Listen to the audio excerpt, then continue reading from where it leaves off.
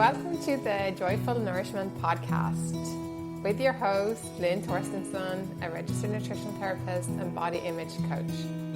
This is a place for community and conversations about all things food, eating, body image, and so much more. I'm so glad that you're here. Welcome. I am back with a new voice note from Lynn. And this week, I have been thinking about a question that came up in a completely different context, not related to food eating, body image, but actually it was a question that my business coach put out in the context of, I think, making a certain amount of money, having people engaging with your posts. And the question was, what are you making it mean about you? So I was walking earlier and I was thinking, you know what? This question is really useful when it comes to our experiences of our bodies, our experience of our reflection on our bodies, but also our sensory experience of our bodies. And what I mean by sensory experiences, I'm thinking about things like, if you're sitting down and the skin folds on your stomach in a particular way, you might feel it. You might have experience of clothing feeling tight and uncomfortable. Of course, the clothing could be your underwear, your bra. It could be tight pants, things that aren't feeling as comfortable as it has before because your body has changed. But it can also, of course, mean the experience of being in a body. Sometimes it feels stiff or uncomfortable, or, we're puffing going up flights of stairs. And if we think about those experiences and we bring it back to this question, what are you making it mean about you? Or what am I making it mean about me? And sometimes when we're taking this physical discomfort, where I might be noticing, it's uncomfortable, it's hard, it's just, it doesn't feel great.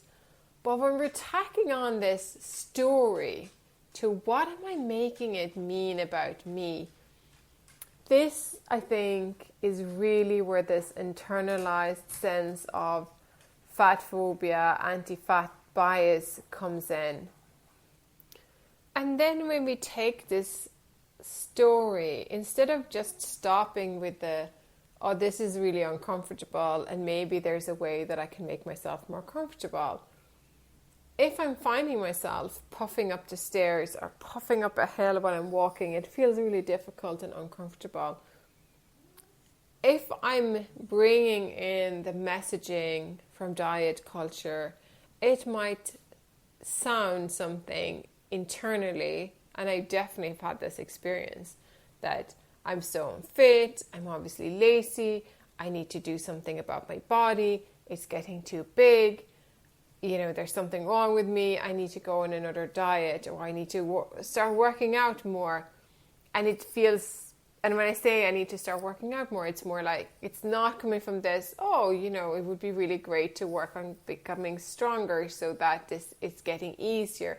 It actually tends to come from a place that feels a bit more shoulding and shaming and harsh, instead of, I noticed that this is actually quite difficult and it used to be easier and I haven't been doing much for the last number of years, so maybe I could start working my fitness. And what could that look like if I want to be able to improve my hiking of mountains, for example?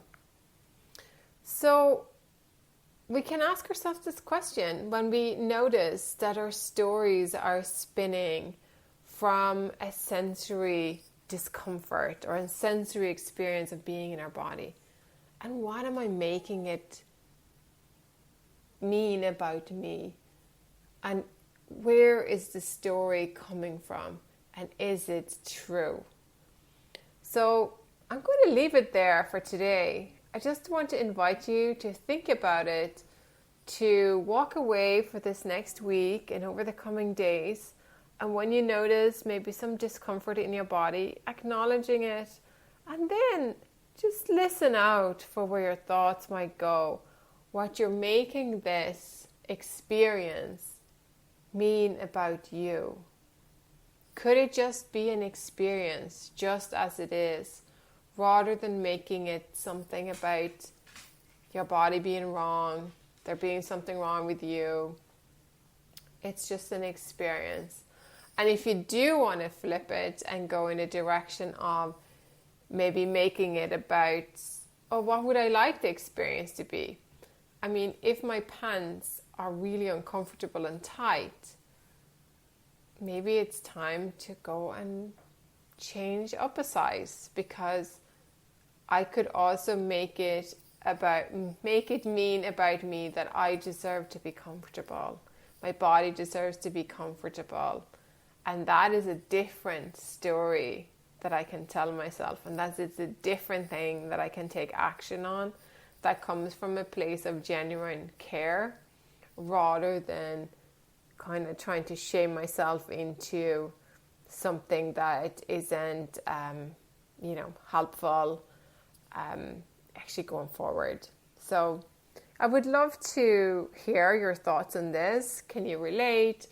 Is it something that you've been thinking about? Does those thoughts around how you experience your body from a more sensory experience kind of often take you into places that aren't so helpful?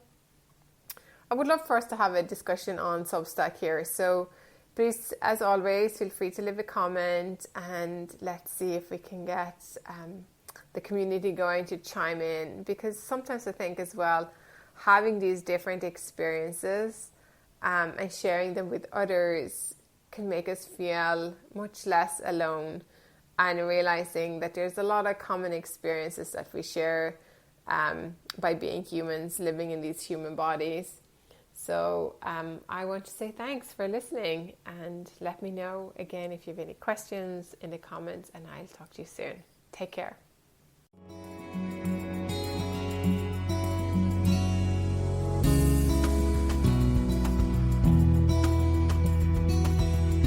That was everything for this week. If you want to find out more, you can find me on my Substack, Joyful Nourishment, or you can go and visit my website, www.straightforwardnutrition.com.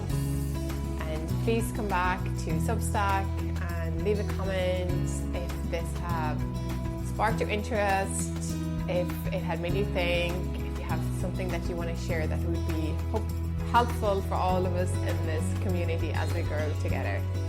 Again, thank you, and I'll see you soon.